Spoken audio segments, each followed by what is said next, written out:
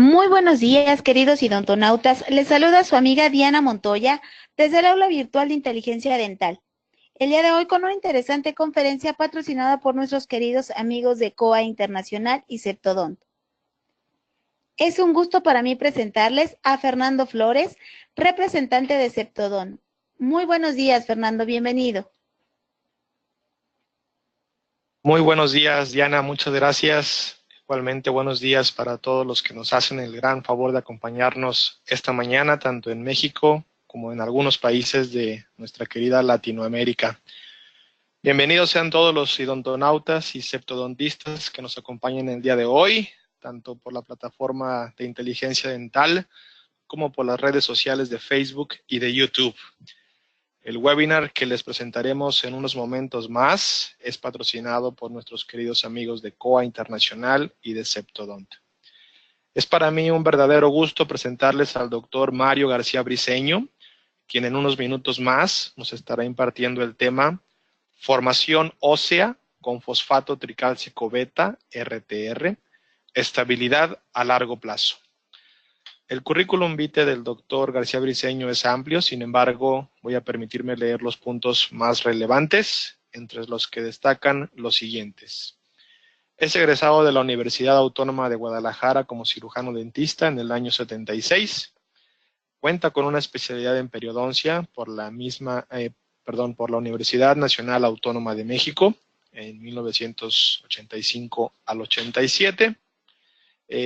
Fue coordinador del programa de especialidad en periodontología en la Universidad Autónoma de Guadalajara desde 1993 hasta el 2015, 22 años.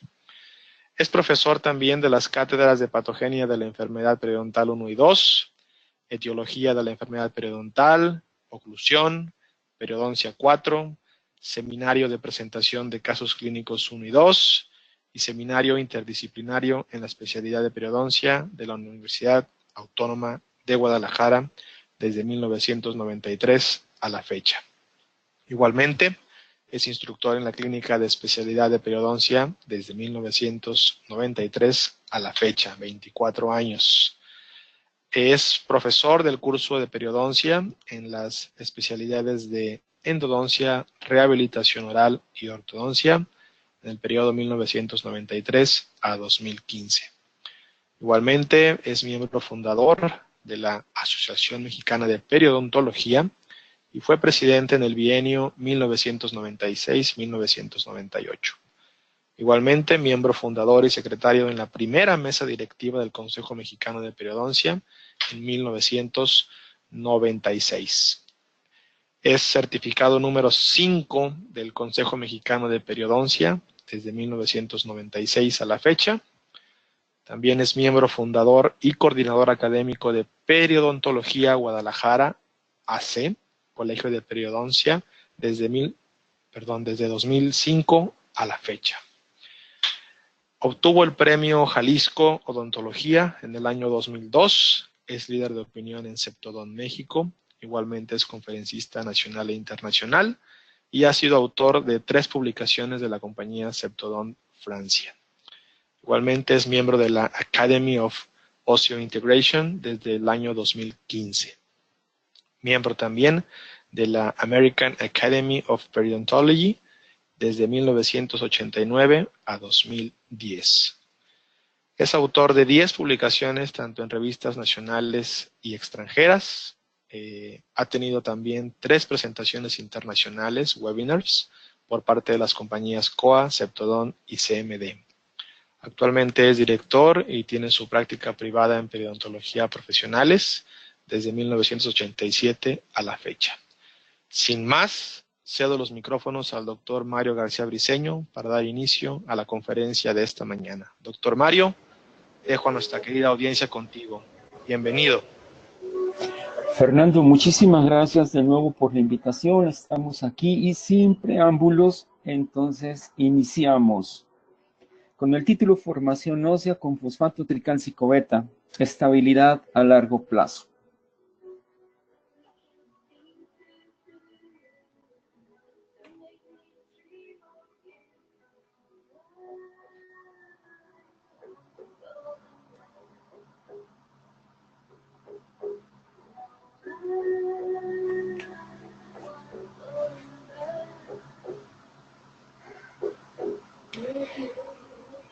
Bajo el siguiente esquema se desarrolla la presentación.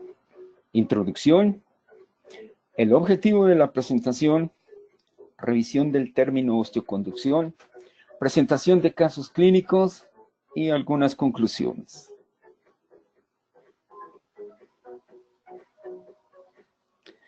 Si bien la enfermedad inflamatoria infecciosa periodontal es la causa principal de la pérdida de los tejidos de soporte del diente en los adultos,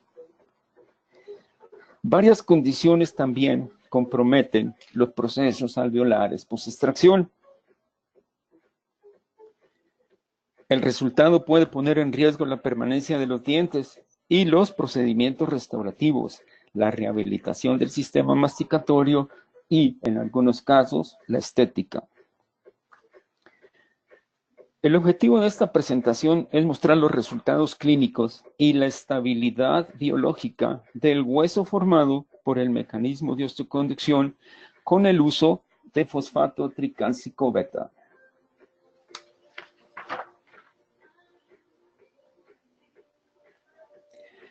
Los materiales de injerto son descritos por su modo de acción y clasificados por su origen. El hueso autógeno, es decir, el propio hueso del individuo, es considerado el estándar o regla de oro, ya que contiene las células involucradas necesarias para el proceso de formación ósea de manera natural.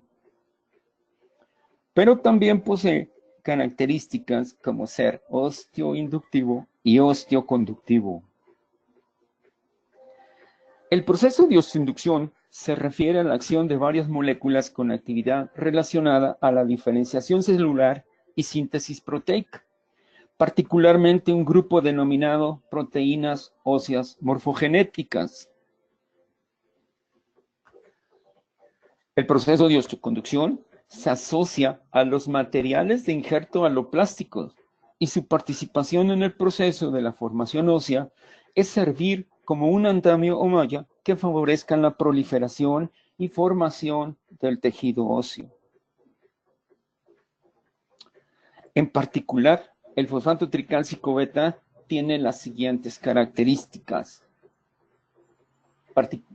Hablemos de más de 30 años de uso médico y en odontología, específicamente en periodoncia. En el proceso de elaboración del fosfato tricálcico beta, se da particular atención a la doble porosidad que facilita la incorporación al proceso natural de cicatrización y sustitución del material por tejido óseo del huésped.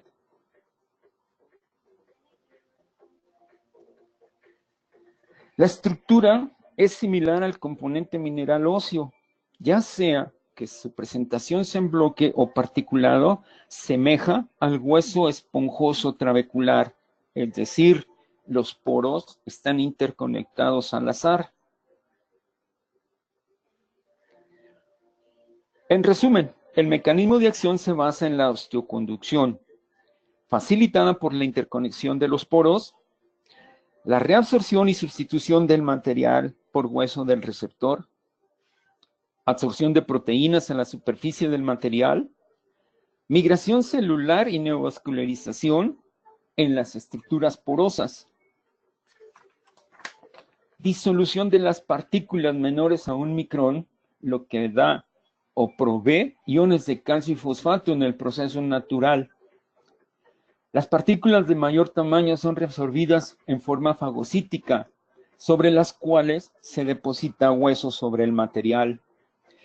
La porosidad y el tamaño de las partículas determina la velocidad del proceso de reabsorción, siendo el material sustituido, reemplazado por hueso propio del huésped en un promedio de 9 a 12 años.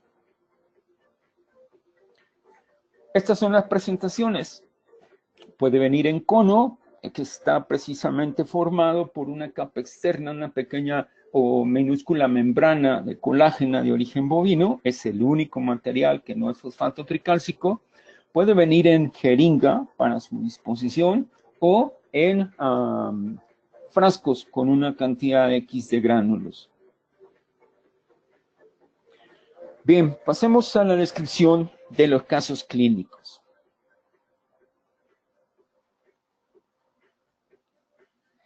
Aquí tenemos una lesión periapical que afecta seno maxilar. El tratamiento es la extracción y el cierre de la comunicación antral. Paciente masculino de 48 años de edad con una historia de severa recesión gingival en las raíces vestibulares del primer molar superior derecho, con tratamiento previo de conductos y radicectomía mesial. En la radiografía se observa la presencia de una lesión en la raíz palatina. Aun cuando el diente se presenta sintomático, la presencia de supuración y movilidad y la evidente lesión apical indican la extracción del diente. Al momento de desbridar la lesión periapical en el alveolo post-extracción de la raíz distal, se detecta una cavidad profunda con una posible involucración a piso pared lateral de seno maxilar. Ni la presión neumática al intentar expulsar el aire con la nariz tapada, ni la presencia de líquido utilizado para el lavado de la cavidad por la narina del paciente confirman que haya perforación de la membrana en la pared lateral, de la membrana de seno maxilar. Como medida precautoria, se introduce una membrana de colágena colocada sobre la pared distal de la lesión. Aquí se puede observar justamente la membrana. Inmediato se agrega un cono de fosfato tricálcico en el sitio. Una vez empacado, un segundo cono de RT-R es distribuido en la porción restante del alveolo, procediendo al manejo del colgajo para lograr el cierre primario de la herida y la cobertura del material de injerto. En la radiografía post-extracción podemos valorar la extensión de la lesión y su cercanía con piso y paredes de seno maxilar. En esta imagen radiográfica se muestra el llenado parcial de la lesión en la porción coronal. En la porción apical de la misma lesión, la inclusión de la membrana de colágeno impidió el llenado con el material de injerto, pero también su probable desplazamiento dentro de la cavidad de seno maxilar. La radiografía muestra esa sombra radiográfica debido a que se había colocado ya el material que tapa la herida.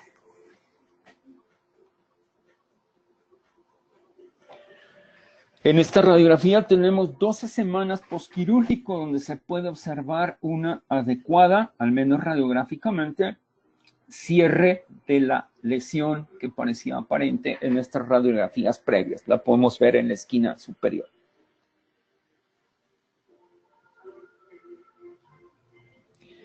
En nuestro siguiente caso, tenemos un paciente con pérdida de inserción avanzada generalizada. Y el tratamiento indicado es el control primario de la infección periodontal y el procedimiento de regeneración tisular guiada utilizando un material de injerto aloplástico como es el RTR de la casa Septodonto. Aquí tenemos la descripción del paciente.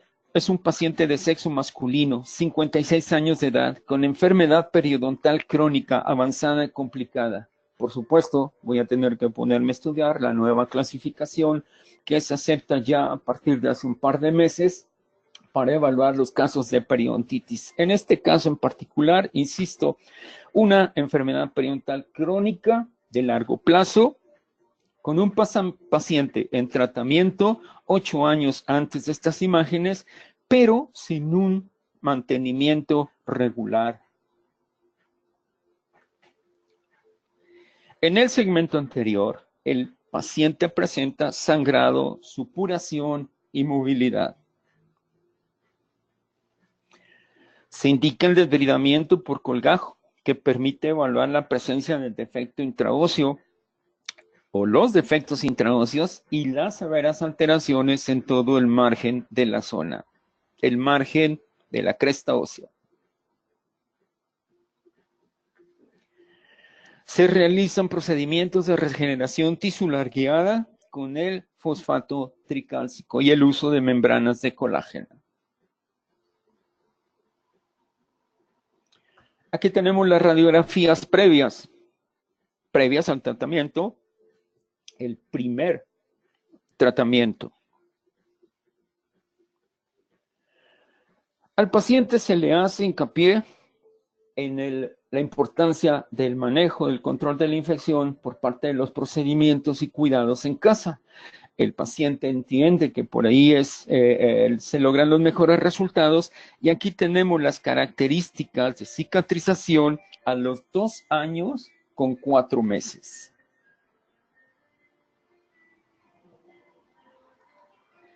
Hay una notoria ausencia de signos de inflamación, particularmente en el 21, que estaba severamente afectado.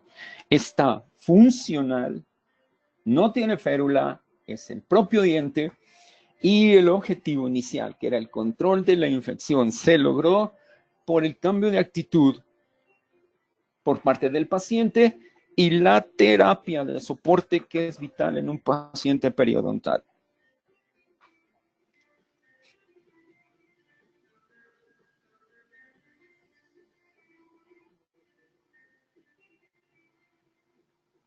Las radiografías a 2 años, 4 meses posteriores al procedimiento de regeneración, si bien no son espectaculares los resultados con respecto a la formación ósea, podemos estar ciertos que los defectos han reducido sus profundidades al sondeo y particularmente los signos de inflamación y el sangrado, lo que implica sangrado al sondeo, la ausencia del sangrado al sondeo nos implica la estabilidad en el control de la infección.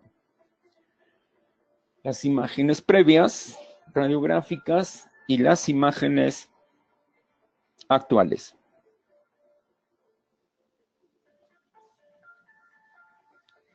Nuestro siguiente paciente presenta una lesión de caries profunda. El tratamiento es la preservación del reborde alveolar.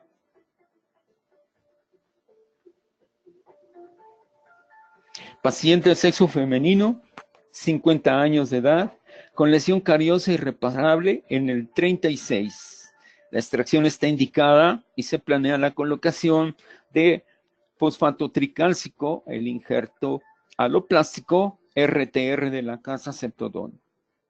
Esto es para prevenir el colapso en el reborde alveolar post-extracción y además, pensando en la imposibilidad de un cierre primario, el cierre de la herida se hará con un injerto gingival libre. La imagen radiográfica confirma los hallazgos clínicos. La imagen clínica después de retirar la restauración. Posterior a la extracción, se observa la pérdida de más del 80% de la cortical vestibular. La tabla vestibular remanente solo tiene un grosor menor a 1 milímetro. Las 3 paredes remanentes del alveolo están intactas. Vemos una vista oclusal de la lesión. Durante el procedimiento se coloca un primer cono de RTR en el alveolo de la raíz mesial, que es la más involucrada, y un segundo cono completa el relleno en la lesión. Al no obtener un cierre primario, observamos las 2 suturas.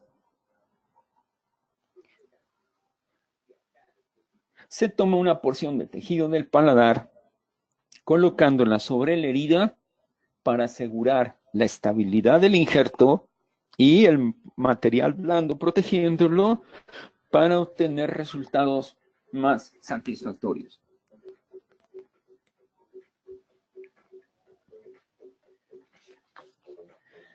La imagen radiográfica muestra el llenado del sitio post-extracción con el fosfato tricálcico.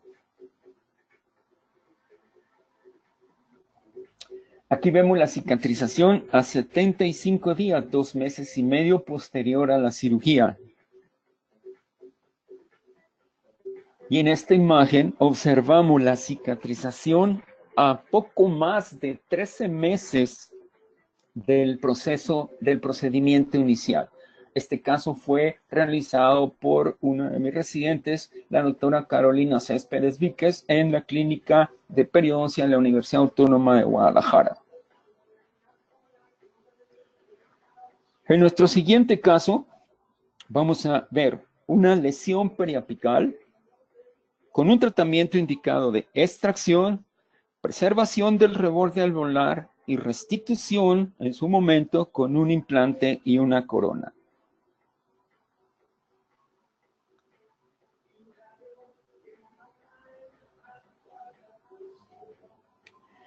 Paciente de sexo femenino de 56 años de edad que se presenta, referida a la consulta por primera vez con un absceso en el primer molar inferior izquierdo, con al menos 14 meses de evolución y varios intentos de resolución de la lesión con antibióticos por su dentista. Con más de 11 milímetros de profundidad al sondeo, la imagen radiográfica muestra la severidad de la lesión que se profundiza al menos otros 10 milímetros a partir del ápice de la raíz mesial indicados con la flecha.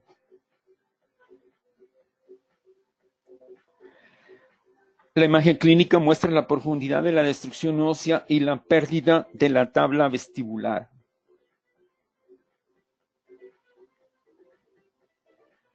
La lesión es cubierta, rellena con el material de injerto, del injerto aloplástico de fosfato tricálcico.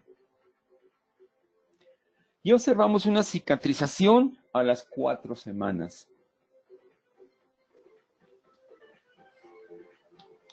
En el procedimiento quirúrgico para la colocación del implante, 10 meses después de la colocación del material de injerto, la imagen muestra el completo llenado del defecto original y la sustitución del fosfato tricálcico RTR-Septodon con hueso del paciente, y esto logrado por sus características osteoconductivas.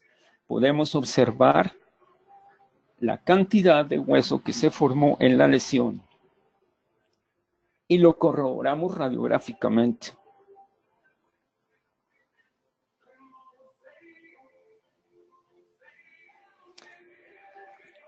Aquí tenemos la imagen clínica del implante colocado en su sitio y cómo de alguna forma, pues probablemente hasta pudiéramos haber hecho una osteotomía en el sitio donde se formó toda esa cantidad de hueso para soportar el implante. Aquí tenemos la vista oclusal del implante y la radiografía con el implante colocado en septiembre del 2015.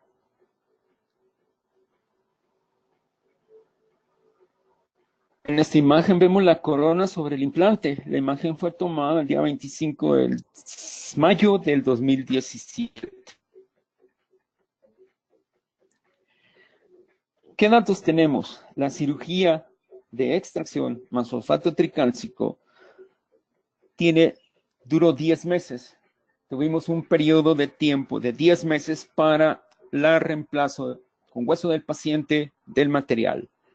Se coloca el implante, se deja descansar 4 meses para la integración, lo cual nos da 14 meses posteriores a la cirugía. Aquí tenemos estas dos imágenes tomadas apenas el día de ayer por la tarde con la corona totalmente funcional, una imagen clínica en ausencia total de signos de inflamación. Haremos la aclaración de que el paciente es un excelente paciente, tiene un excelente control de placa y sin duda alguna sabemos que los implantes se pueden enfermar igual que los dientes naturales y probablemente, dado los últimos datos en la literatura, hay más riesgo de periimplantitis en un implante, obviamente, que periodontitis en un diente. Entonces, los resultados satisfactorios a 3 años de distancia con ese implante restaurado dependen en gran medida de la atención que da el paciente al control de la infección.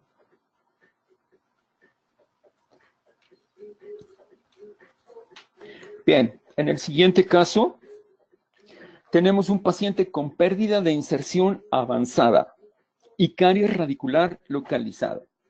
El tratamiento indicado será, por supuesto, el control de la infección, el manejo de un injerto anaplástico, fosfato tricálcico, la extracción y la colocación de un implante inmediato con regeneración ósea guiada. Paciente de 56 años de edad que presenta caries radicular con la extracción indicada y el implante. Veamos primeramente la lesión de pérdida de inserción con involucración de furca y un defecto intraóseo circunferencial en el diente número 17. En ese mismo cuadrante observamos la lesión cariosa irreparable en el primer premolar. Y en la radiografía vemos la confirmación radiográfica, es decir, tanto la lesión periodontal como la caries cervical.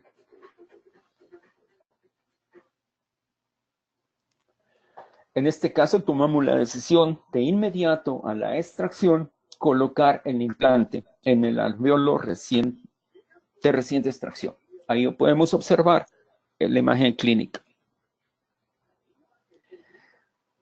Debido a la distancia que la literatura nos reporta que podría ser adecuada para la utilización o no de un material de injerto, en este caso, y teniendo mucho más de 2 milímetros en ambos lados, tanto vestibular como palatino, decidimos la colocación del material de injerto para lograr en su momento la formación de tejido óseo a niveles adecuados en ese implante.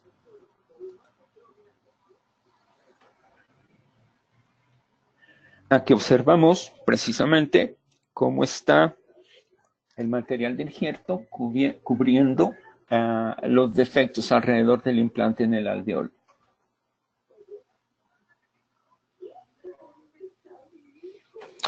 La imagen radiográfica inmediata posoperatoria.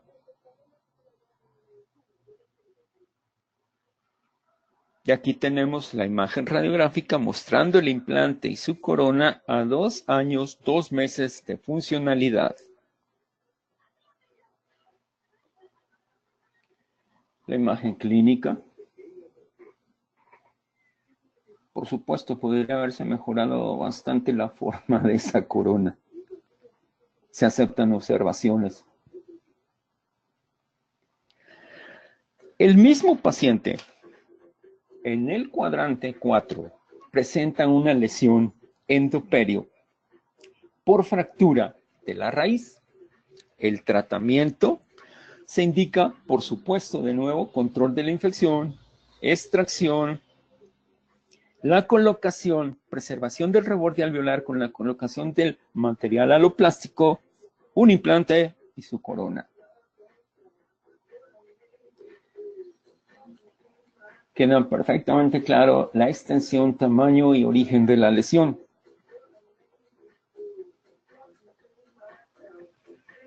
Esta es la imagen inmediata posoperatoria con el material en su sitio, el material de injerto fosfato tricálcico.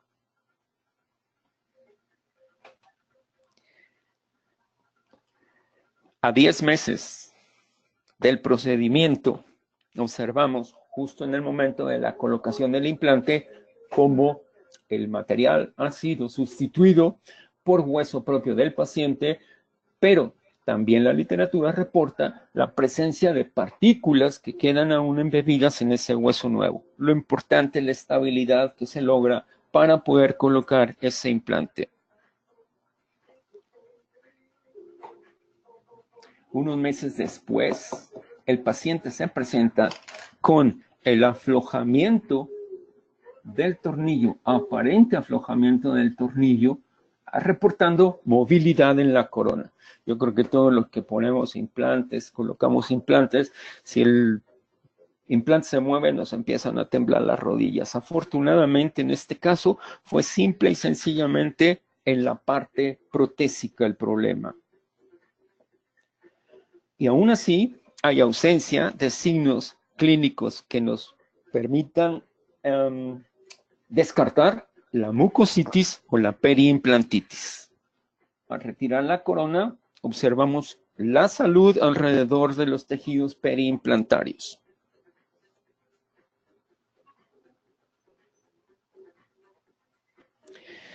El problema que tuvimos aquí fue la fractura de la conexión interna del implante. En la radiografía observábamos la zona de separación. Entonces, lo indicado, afortunadamente, el implante está en perfectas condiciones. Se va a sustituir con un pilar protésico y una nueva corona. Conclusiones. El uso de materiales de injerto y o sustitutos está ampliamente documentado. Se pueden aplicar, como vimos, en una gran cantidad de situaciones clínicas. Prácticamente todas las aplicaciones que podríamos encontrar tanto en cirugía como en periodontología. Y obviamente en odontología de implantes.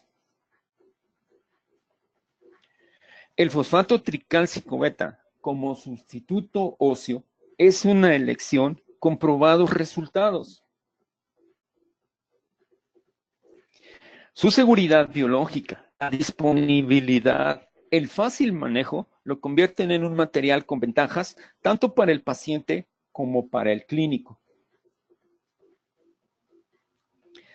Con un diagnóstico adecuado y un material de injerto probado, los resultados serán satisfactorios a largo plazo. Al final, lo que podríamos esperar de nuestra consulta es darle al paciente, predecir en el paciente los resultados, dar expectativas a largo plazo. Y solamente basados en la información científica podemos de alguna forma atrevernos con el paciente a darle este pronóstico de los tratamientos que estamos haciendo. Esta colección de datos de pacientes que hemos visto, los inicié hace unos años cuando empecé a utilizar el material, con el cual estoy muy satisfecho, pero hago la aclaración, lo más importante es el diagnóstico, entender exactamente qué es lo que vamos a ver, entender las bases biológicas de lo que esperamos y, sin duda, los resultados podrán ser a largo plazo. Si bien algunos de los casos que hemos visto, el de mayor tiempo, son 3 años, creo que las imágenes clínicas nos permiten tener la certeza, la seguridad de que nuestros procedimientos pueden ser satisfactorios, tanto para nosotros como para el paciente. No esperemos los desastres y no esperemos desastres en nuestra práctica clínica. Basémonos en la biología, en un adecuado diagnóstico, en un adecuado tratamiento y podremos entonces dar pronóstico a nuestros tratamientos y a los pacientes.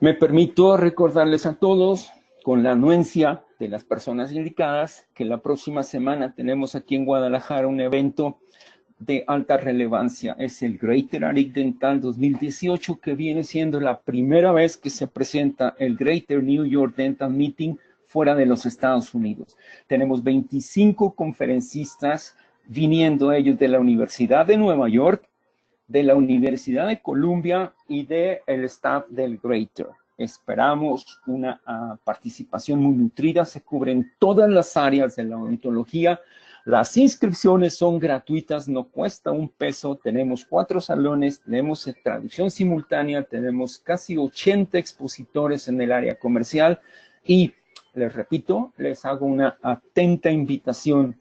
Los que están aquí en Guadalajara, bienvenidos. Los que no, aún es tiempo de agarrar un avión y venirse. Muchísimas gracias a todos por su atención.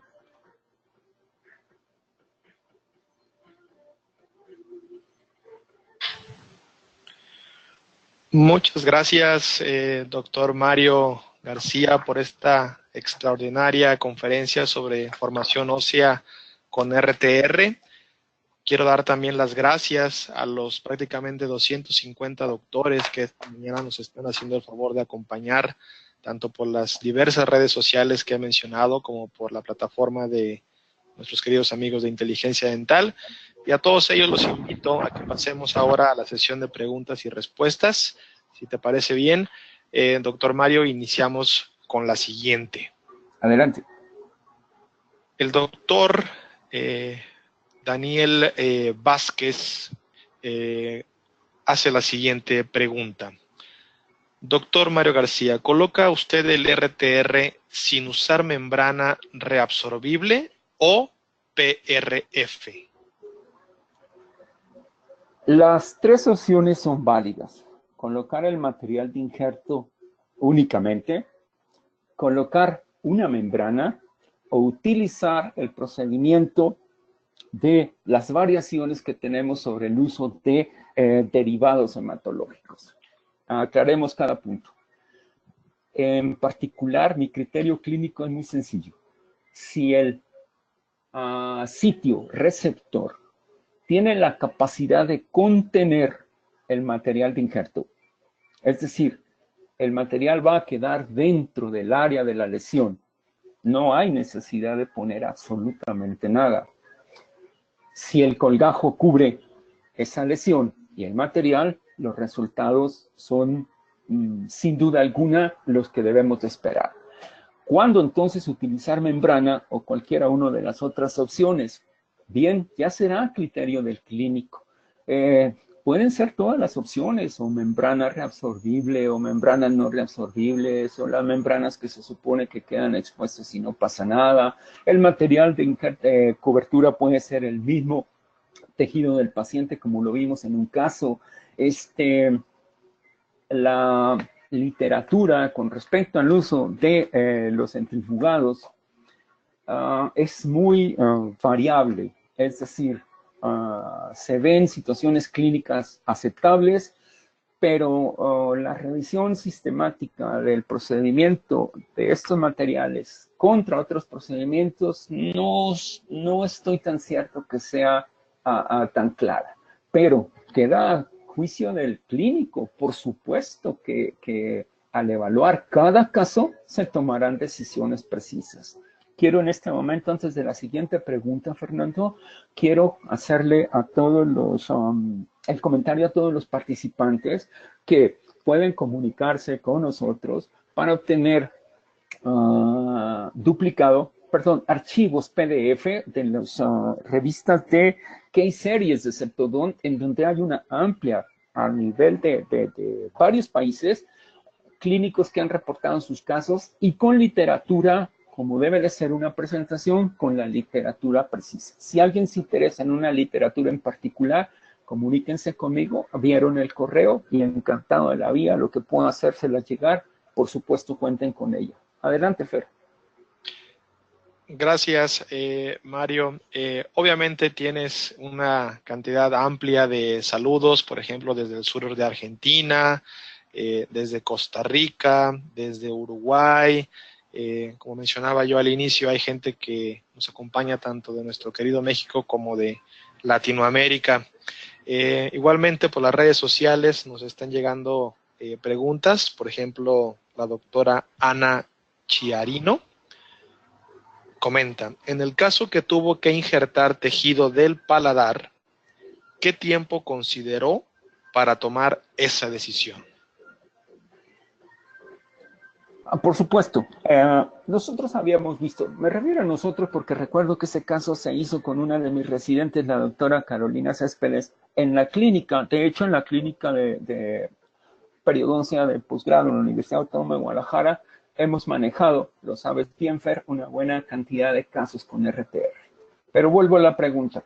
En el momento en el que evaluamos el caso previo a la cirugía, sabíamos que una de las dificultades iba a ser la cobertura del defecto o del sitio de la extracción con el colgajo. En nuestras clínicas tenemos que ser un poco cautos en qué indicamos, ya que los pacientes, pues de alguna manera son pacientes de bajos recursos. Entonces, esa fue la decisión. Uno, no íbamos a cubrir, lo sabíamos de antemano, no íbamos a cubrir la herida post-extracción y las condiciones económicas que hay que tomar en cuenta. Al paciente hay que tomarlo en cuenta como un ser íntegro y una de las contraindicaciones más importantes que tenemos en cualquier área de la odontología es la situación económica del paciente. Pero teniendo tantas opciones a dónde elegir, fue justo cuando decidimos que íbamos a tomar material de injerto de tejido blando, en este caso un injerto gingival libre del paladar. Espero que esté contestada la pregunta. Gracias, doctor Mario. La siguiente pregunta la realiza el doctor Daniel Vázquez y comenta lo siguiente. En caso que tenga pequeña pérdida ósea en vestibular, como el molar del primer caso, ¿tampoco usa membrana reabsorbible? Sin duda, vuelvo a mencionar el criterio que utilizo para tomar la decisión de la membrana o no. Si el material se puede contener en el sitio de injerto y se cubre la herida, no creo que esté indicada la membrana. Gracias, doctor Mario. La siguiente pregunta, estamos alternando redes sociales y la plataforma de inteligencia dental. La doctora Graciela Muñoz, por medio de Facebook, nos pregunta, ¿hasta qué edad está indicado realizar un implante? Creo que la evaluación del paciente sería lo que nos indicaría o nos daría la pauta para tomar decisiones. Obviamente, yéndonos a los conceptos básicos de todo lo que ponemos implantes, tendríamos que evaluar las condiciones biológicas del paciente con respecto a su edad. La clasificación que tenemos de hace mucho tiempo, hueso 1, hueso 2, hueso tipo 3, hueso tipo 4, con algunas variantes, otras clasificaciones. Ese sería justamente el criterio que tendríamos que usar. ¿Qué calidad de soporte óseo tenemos? Por supuesto que conforme avanza la edad en el paciente, pues podría se nos complicar un poco más. Ahora tenemos sistemas que nos dicen, sistemas de implantes que nos dicen que aún en huesos muy delicados, por poner y mencionar la clasificación tradicional tipo 4, es factible poner implantes. Gracias, doctor Mario. La doctora Luisa Montoya realiza la siguiente pregunta. ¿Qué pasa si se expone el colgajo, es decir, si se sueltan los puntos antes de tiempo? Muy buena pregunta, porque las complicaciones nosotros podemos decir y poner fotos y poner las fotos bonitas, de los casos bonitos, pero todos los que hacemos cualquier procedimiento en odontología hemos tenido situaciones adversas, por decirle de la manera más elegante. En el caso del material de injerto, de un procedimiento en donde utilicemos el material de injerto y el que sea, cualquiera de los tipos que tenemos para utilizar, dos cosas tendríamos que considerar. Al poner el injerto en el sitio, en el defecto donde esté indicado, debemos asegurarnos que esté perfectamente embebido en un coágulo óseo. El coágulo óseo es el mejor material de regeneración que existe en toda la evolución. No hay nada mejor que el coágulo óseo. Es la manera natural en la que la madre naturaleza, o Dios Padre, como ustedes quieran, hace el trabajo. Entonces, el material de injerto, cuando nosotros lo colocamos, pretendemos mejorar esas condiciones. Si un injerto está totalmente embebido en el coágulo óseo y nuestra cubierta, el colgajo, lo cubre, las posibilidades de exposición son mínimas, pero existen los riesgos. Entonces, cualquier situación que nos lleve al descubrimiento de ese sitio quirúrgico, podríamos pensar que la parte más superficial del material de injerto que está expuesto se va a contaminar, se va a perder probablemente parte del coágulo, se va a alterar esa zona, se va a contaminar con saliva y con bacterias. Entonces, dependiendo de la exposición, podríamos simplemente enjuagar, volver a intentar provocar un sangrado, pero en ocasiones puede ser que pudiéramos perder todo el material. Son situaciones que, si bien pretendemos tener en control a la hora de hacer todo el diseño del plan de tratamiento, nos pueden suceder sin lugar a dudas. Gracias, doctor Mario. Doctor Daniel Vázquez hace un comentario. Impecable disertación, felicitaciones y un cordiales saludos desde el sur argentino. Muchísimas gracias por ese comentario, doctor. Más nos obliga a mejorar. La siguiente pregunta la realiza el doctor Héctor Morelos Canseco y comenta: excelente plática. ¿Tiene algún tiempo recomendado para su uso después de abierto? Saludos desde Villahermosa, Tabasco. No entendí tanto la pregunta. No la entendí, honestamente. Un tiempo recomendado después de abierto, mejor podría sugerirle al doctor que si nos vuelve a formular la pregunta, porque honestamente no la entiendo. No quiero decir mentiras. De acuerdo, doctor. Por supuesto, si nos repite la pregunta el doctor Héctor, con mucho gusto la menciono. Pasamos ahora a Facebook. La doctora Gabriele Gijón hace la siguiente pregunta. ¿Cuánto tiempo tiene que pasar para poder colocar un implante después de colocar el fosfato tricálcico que mencionó? Creo que esta pregunta tendrá mucha relación con la que nos acaba de hacer el doctor hace un rato. Es decir, vamos pensando, ¿qué tiempo es el conveniente posterior al procedimiento quirúrgico para el segundo procedimiento de colocación de un implante? Creo que por ahí van las cosas. Es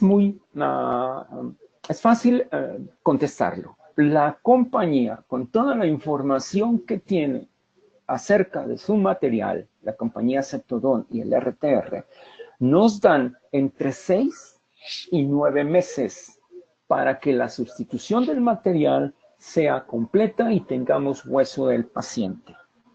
Una vez más, todos los datos que nos den todas las compañías son sugerencias que deben de servirnos como base para nosotros como clínicos tomar decisiones más importantes. Creo, doctora, que tendríamos que evaluar cada caso en particular para poder darnos cierta certeza. Nada más como un comentario rápido. Cuando tengo dudas en los tiempos, y ya me ha sucedido que a los 9 meses que tengo una radiografía y todavía no estoy tan cierto de la imagen radiográfica, una pequeña prueba clínica sin mayores complicaciones, un punto de anestesia local en la zona, tratar de quitar toda la sensibilidad dolorosa y utilizar una sonda periodontal y entonces tratar de insertarla con fuerza en el sitio. Claro, es una receta de cocina, doctora. Es algo que he hecho algunas veces. Y también, en un par de ocasiones, resulta de que a ese tiempo que hago esa pequeña prueba, la sonda penetra en lo que debería de ser un tejido denso, que es el hueso. Por supuesto, doctora, espero un poco tiempo de más. En el área de perio, en el área de implantes, en el área de cirugía,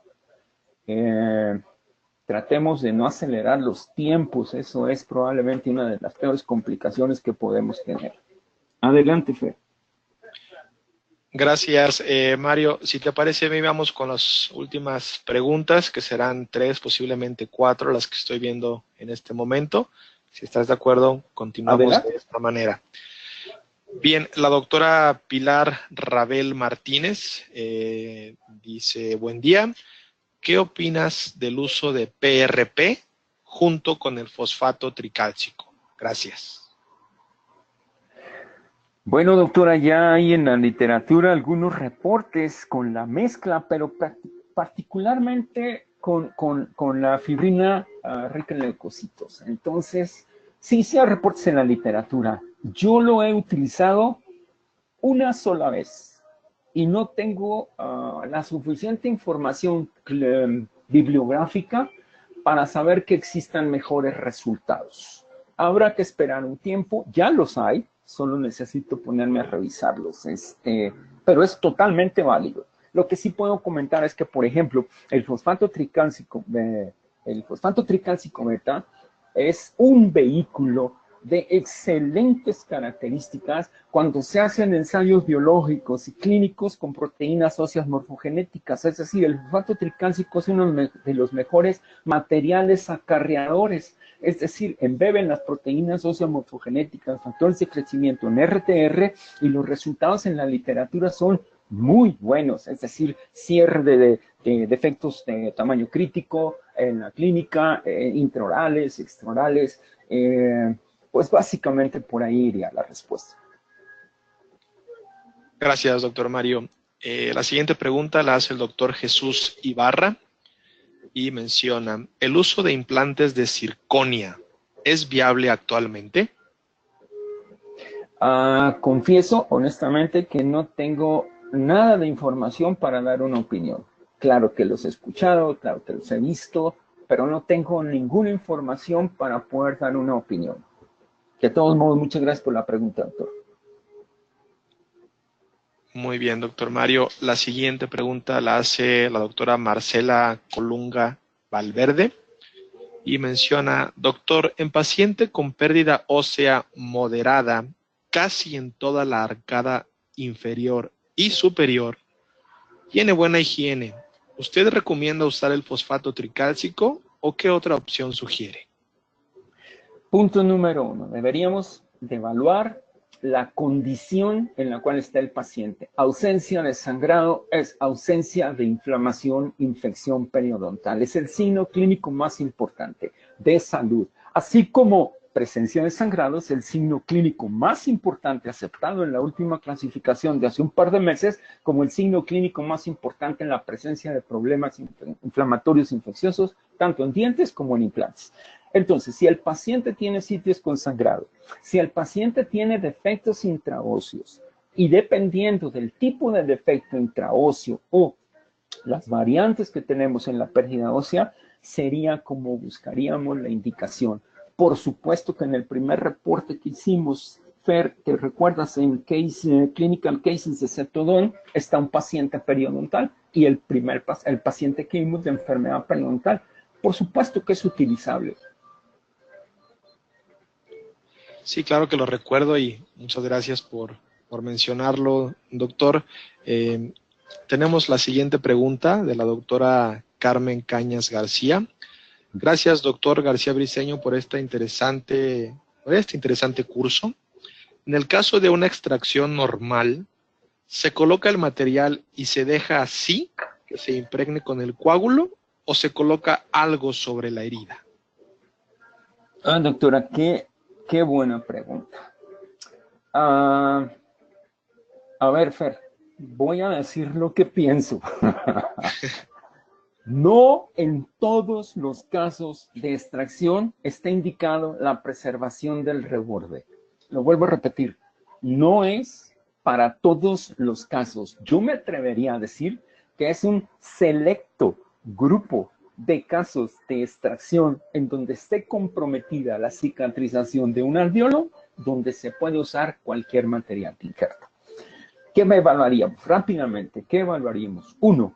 El grosor de las tablas vestibulares, particularmente la tabla vestibular y la lingual. Los datos, aunque no me gustan los números, la literatura reporta que teniendo una cresta ósea de mayor de 1,5 milímetros, podríamos pensar que no va a haber una notoria resorción clínica en el proceso cicatrizal. Si nuestra tabla o la tabla vestibular o cualquier otra tabla es muy delgada, por allá de ese número que acabo de decir, de 1 a 1,5 milímetros, evaluando el caso se vería entonces la necesidad de reforzar, por decirlo de alguna manera, el proceso natural de cicatrización. En zona estética quizás sea donde más conveniente sea una precisa evaluación del caso para evitar problemas protésicos estéticos. Pero quiero ser muy enfático, no es más que para un selecto número de casos las indicaciones de la preservación del reborde alveolar. Gracias, doctor Mario. El doctor Julio Stern dice saludos y felicidades. Excelente. Gracias, Julio. Muchísimas gracias por tu comentario. El doctor Roberto Pérez Moreno igualmente dice buen día, mucho éxito, excelente. Vamos con... el doctor precisamente Héctor Morelos nos reformula la pregunta que no había quedado muy clara. Muy bien. Y la pregunta dice, de acuerdo a las presentaciones del RTR, la pregunta es, después de abrirlos, ¿hay algún tiempo límite para su uso? Oh, doctor, está más complicada la pregunta de lo que inicialmente pensé. Doctor, yo creo que debemos de tener el suficiente criterio para hacer lo siguiente. Volvemos al motivo de nuestra profesión, es el paciente y sus condiciones como un ser humano integral. Si el paciente de alguna manera, por el costo que sea, puede ser un peso, pueden ser 10,000 pesos, no lo puede cubrir, existe la posibilidad de, la palabra es un poquito picante, utilizar el material en algunas ocasiones para otro procedimiento. Solamente tendríamos que tener muy claros que en un laboratorio, por ejemplo, de microbiología, los trabajos de manejo de los instrumentos y para la falta de contaminación ambiental de muestras, los procedimientos se hacen cerca de un mechero de Bunsen. Si tenemos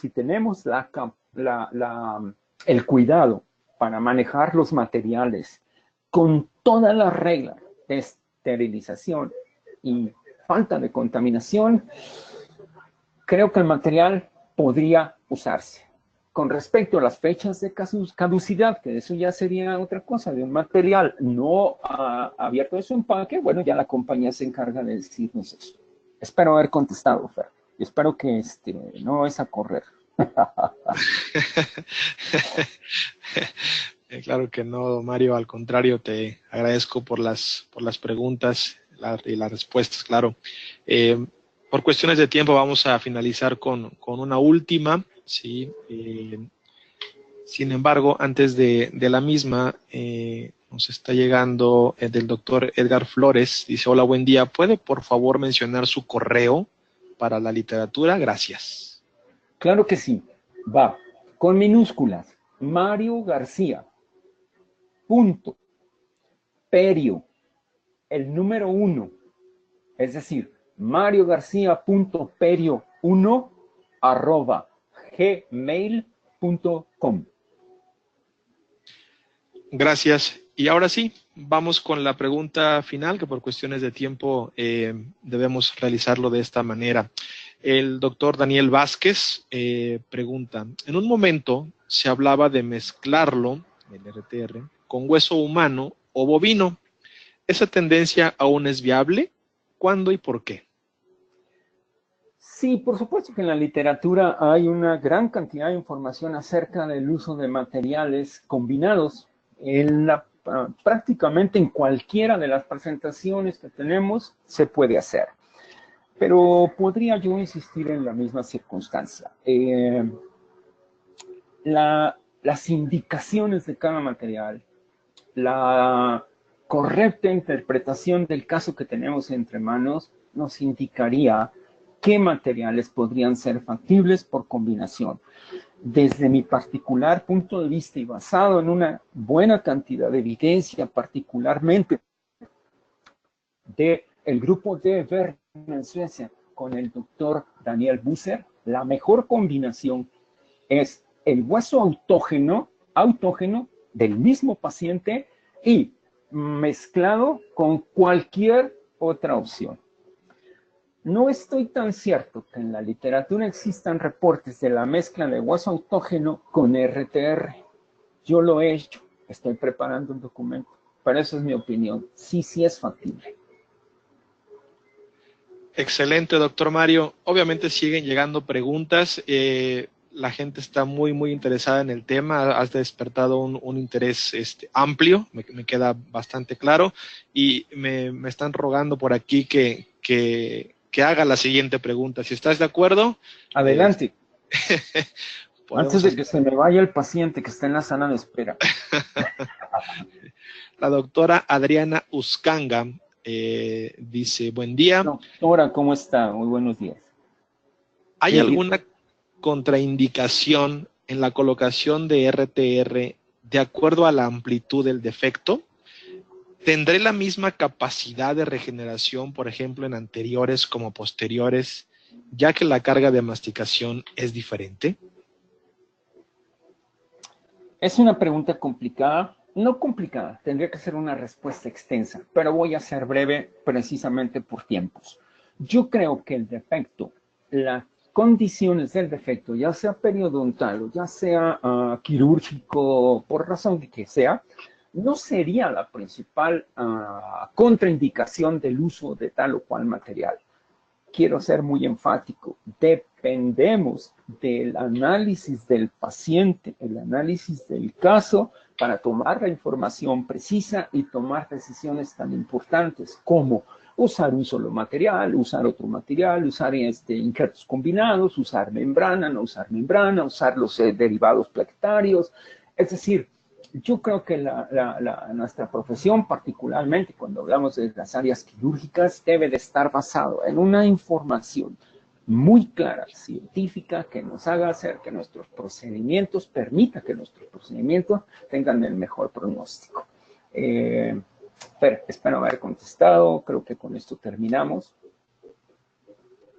Así es, así es. El resto de las preguntas que por cuestiones de tiempo no alcanzamos a mencionar esta mañana, se las haremos llegar al doctor Mario García Briceño para que tenga a bien responderlas posteriormente. Igualmente, él ha compartido ya su correo y estoy seguro que podrá responderles con mucho gusto.